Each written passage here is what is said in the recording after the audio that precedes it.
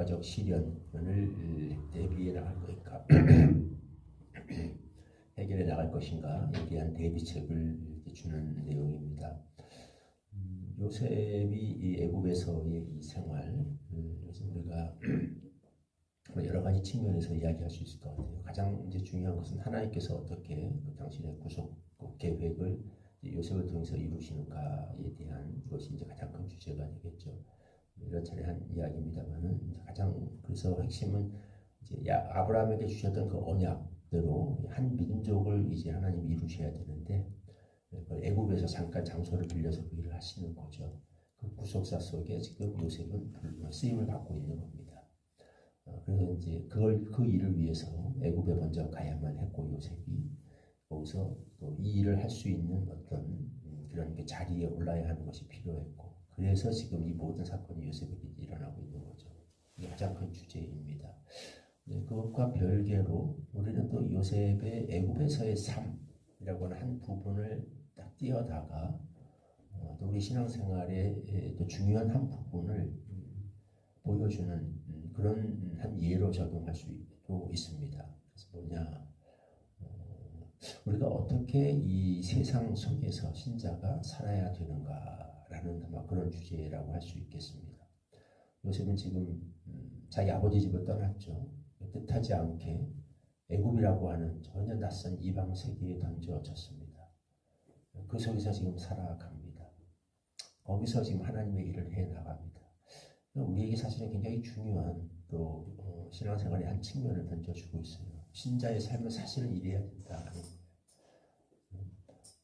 성경이 여러 차례 우리에게 주는 신자의 정체성 그거죠. 세상 속에 빛이 돼야 된다. 세상의 소금이 돼야 되고 세상 속에서 우리는 영향력을 발휘하는 그런 빛과 같은 존재가 되어야 된다. 이것이 이제 성경이 우리 신자들에게 대해서 강조하는 중요한 정체성이죠. 너무 기본적인 사실이고 중요한 사실인데 사실은 우리는 잘 잊어버리고 살아갈 때가 많습니다. 조금 이제 거창한 큰 이야기일 수 있습니다만 대체적으로 우리 한국 기독교 교회의 좀 분위기가 좀 그러했던 것 같아요. 신자가 세상 속에 빛이 되고 우리가 삶을 살아내야 될 무대, 신앙을 펼쳐져야 될 무대가 이 세상이라는 것을 좀 제대로 충분히 가르치지 못하고 신앙생활의 범위를 어떻게 보면 교회로 좀 축소시킨 면이 있습니다. 많은 이제 신학자나 우리 한국 교회를 염려하는 분들이 공통적으로 얘기하는 부분이에요. 우리가 이제 이원론이라고 얘기하죠. 세상과 교회를 나누어서 세상은 사악하고 타락한 곳이고 위험한 곳이기 때문에 철저하게 우리는 그것과 분리돼서 교회 마치 그 안전지대에서만 머물러야 되는 것 같이 이렇게 좀 가르친 부분이 있다는 겁니다. 근데 말씀은 우리가 세상과 구별돼야 된다고 그러지 우리가 세상과 분리돼야 된다라고 얘기하지 않습니다. 그래서 우리의 신앙을 살아내야 될 배경은 이 세상이죠. 그걸 못 배우는 거예요. 사실은 신앙생활이 어떻게 해야 된다. 신앙생활 이래야 믿음이 좋은 거다라고 교회에서 계속 강조하는 내용들을 며칠 전에 보니까 누가 그렇게 했습니다. 개신교의 4계명, 5계명이 뭐냐. 성경에 10계명도 있고 다 있는데 사실은 교회에서 5계명은 뭐냐. 주일 성수하라, 술, 담배 하지 말라, 그리고 뭐 혼전 순결 지키라, 뭐 이런 거 몇 가지 한 4개 정도 다 중요한 거 좋은 거죠. 이게 뭡니까? 문제는 그것만 지키면 신앙생활 다 하는 것처럼 이렇게 하시는 거고 뒤집어 말하는 건 사실은 교회 안에서 우리가 어떻게 해야 되는가, 교회 헌신 이 부분에 머물러 있다는 거예요. 다른 말로 하면 그럼 세상 속에서는 우리가 어떻게 살아야 됩니까? 직장에서는 어떻게 살아야 됩니까? 이 사회 속에서는 어떻게 살아야 됩니까? 이 국가 속에서는 우리가 어떻게 살아야 되느냐? 사실 못 가르치는 거죠.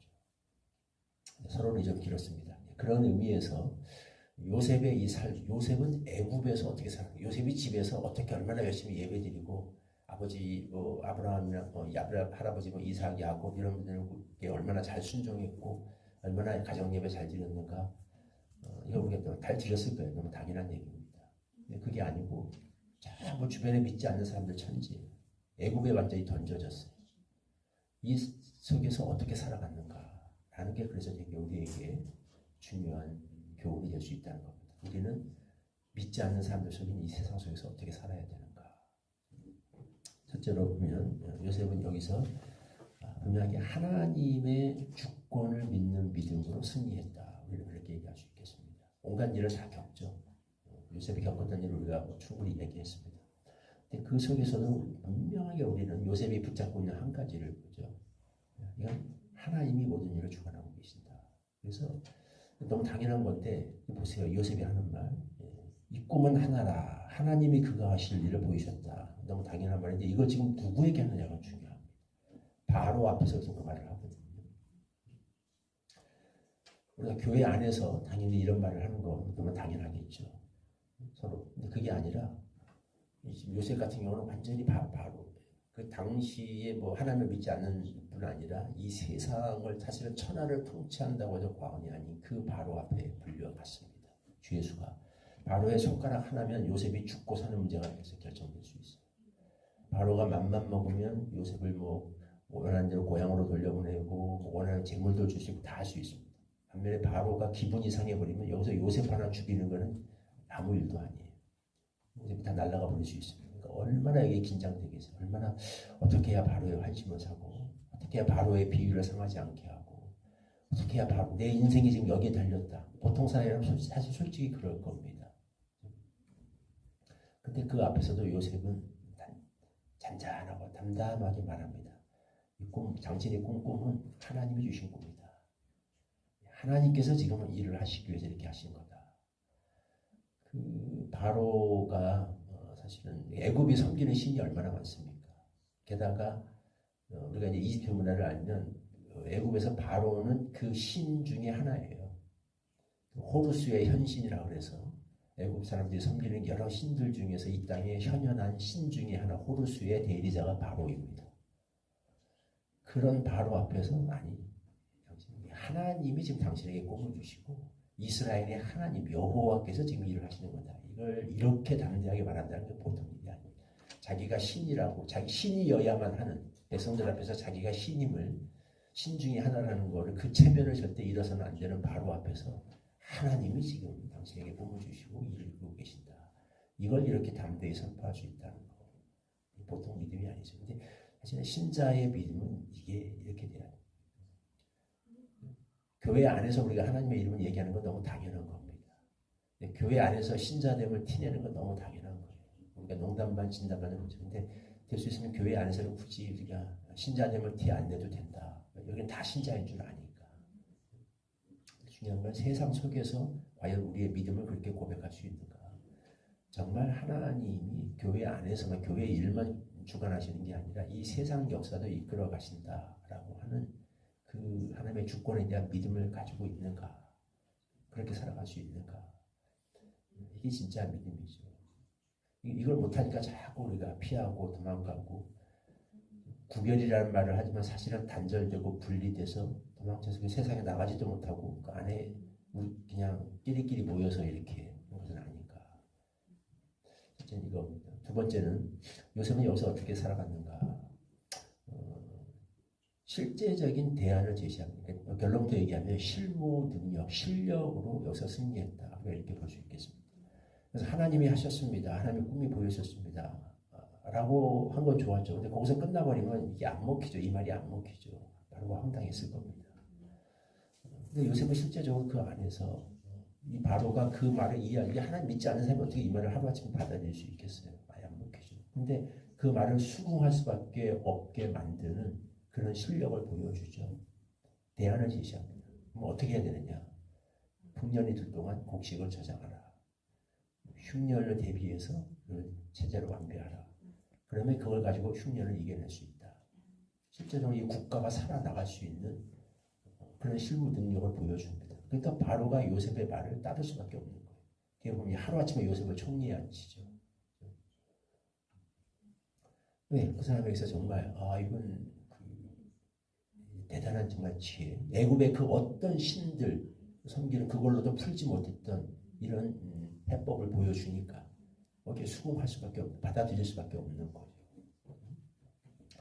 그래서 요셉의 이 지혜는 두 가지 측면이죠. 하나는 이건 성령께서 함께 하셨기 때문에 하나님이 주신 지혜입니다.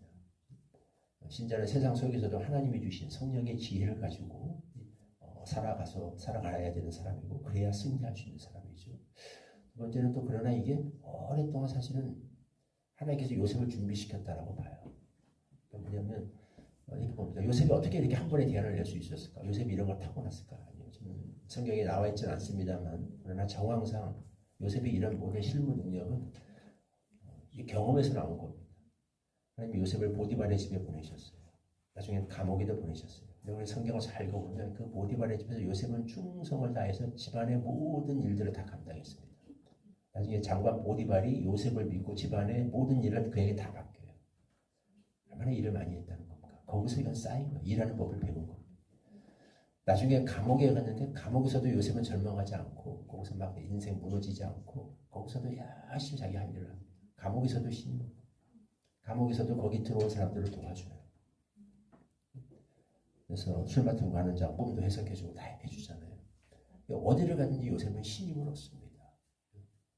그냥 너무 하나님 얘기를 하더라도 너무 뜬구름 잡는 얘기만 이렇게 하듯이 그렇게 현실감 없이 살아가지 않았어요. 요셉은 하나님이 세상 역사를 주관하신다라는 믿음을 가졌지만 자기가 보냄받은 그곳에서 열심히 자기가 맡은 일을 해서 그 세상 사람들이 요셉을 인정할 수 있도록 그렇게 자기 실력을 쌓았습니다. 그리고 요셉은 그렇게 준비된 자였어요. 그러니까 바로 앞에 섰을 적에도 이런 일을 말할 수 있는 거죠. 잠언에 보면 이런 말이 있습니다. 자기 일에 충실한 자를 네가 보았느냐. 저가 왕 앞에 선다. 귀인 앞에 서게 되리라. 라는 말이 있어요. 요셉은 정확히 그 말을 보고 계시죠. 결국 우리 신자는 세상에서 두 가지죠. 세상의 그 거대한 압박 속에서도 우리는 하나님의 주권을 교회 안에서만 큰 소리 치는 게 아니라 이 세상 사람 앞에서도 위축되지 않고 하나님의 주권을 고백할 수 있는 담대한 믿음이 있어야 됩니다. 세상을 피해 도망다니는 게 아니라 세상에 맞서서도 하나님의 주권을 얘기할 수 있는. 둘째는 하나님 이름만 가서 세상 사람들이 들은 데서는 안 되고 그 세상 사람들도 인정할 수밖에 없는 우리의 실력을 보여줘야 돼요. 그게 실제로 세상에서 우리의 영향력을 미치는 것은 그겁니다.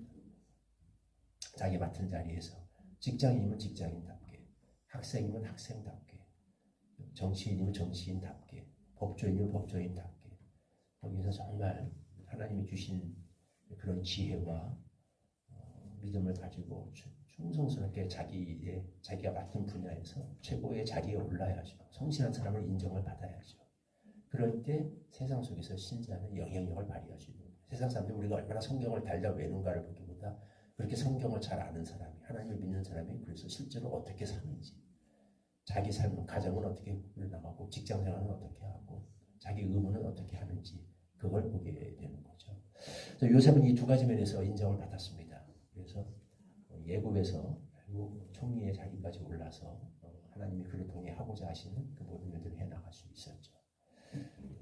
어떻게 교회 안에서 신앙생활 할 것인가는 많이 듣습니다. 우리가 잘 아는 부분인데 그것도 중요하죠. 근데 더 중요한 거는 이 세상 속에서 어떻게 그들에 맞서서 우리의 세상 속에 빛과 소금으로 우리가 영향을 발휘할 것인가. 요셉과 같은 우리가 이런 믿음과 이런 충성과 실력과 성실을 가지고서 세상 속에서 우리의 역할을 다하는 그런 빛과 소금들이 되기를 소망합니다. 25절 말씀 같이 한번 읽겠습니다. 시작. 요셉이 바로에게 아뢰되 바로의 꿈은 하나라. 하나님이 그가 하실 일을 바로에게 보이심이니이다. 하나님 애굽 앞에 그 애굽을 다스리는 사람들이 신으로 떠받는 바로 앞에서 당당히 하나님의 이름을 선포하고 어떻게 실제적으로 국가적 이 재난을 풀어나갈 것인가 해법을 제시하는 요셉을 통해서 은혜를 받습니다. 보다 요셉의 삶이 우리가 어떻게 믿지 않는 이 세상 속에서 신자로서의 역할을 담당하고 빛과 소금의 기능을 해낼 수 있는가에 대한 좋은 예가 됨을 배우고 감사드립니다. 하나님, 우리가 세상이 무서워서 세상을 혐오하며 세상과 단절되어서 끼리끼리 모여서는 그런 세상과 분리된 공동체가 되지 않게 하여 주시옵시고 이 세상 속에 있으되 세상과 구별된 공동체로서 이 세상 속에서 영향력을 발휘할 수 있는 그런 세상의 빛과 소금이 될 수 있도록 은혜 주시옵소서. 예수님의 이름으로 기도하옵나이다. 아멘.